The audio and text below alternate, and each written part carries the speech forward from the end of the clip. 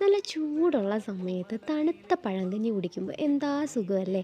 അപ്പം ഞാൻ അതിന് വേണ്ടിയിട്ട് തലേ ദിവസമേ ചോറ് തണുത്ത വെള്ളം ഒഴിച്ച് മൺപാത്രത്തിൽ സെറ്റാക്കി വച്ചിട്ടുണ്ടായിരുന്നു. പിന്നെ അതെടുത്തിട്ട് ഈ നമ്മുടെ പഴങ്കഞ്ഞിയുടെ ഹീറോസ് ആയിട്ടുള്ള ഉടങ്കൊല്ലിമുളകും കുഞ്ഞുള്ളിയും ഞാൻ ഇട്ട് കൊടുക്കുകയാണ്. പിന്നെ നമ്മുടെ താരം പുളിശ്ശേരി.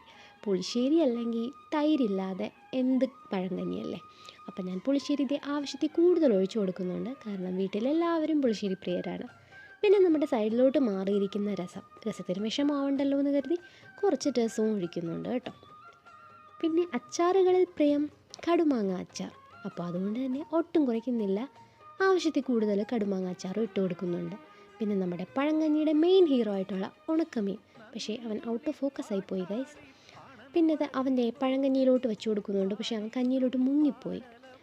പിന്നെ നമ്മുടെ മെയിൻ താരം കപ്പയും മീനും. നല്ല വെന്ത കപ്പയും മാങ്ങയിട്ട് വറ്റിച്ച ചൂര മീൻ കറിയും തലേ ദിവസത്തെയാണ് കേട്ടോ. അതും ഞാൻ ഈ കഞ്ഞിയിലോട്ടിട്ടു.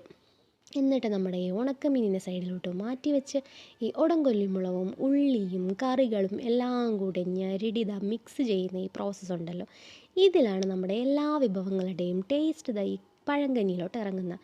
ഇത് നമുക്ക് മസ്റ്റായിട്ടുള്ള സ്റ്റെപ്പാണ് കേട്ടോ.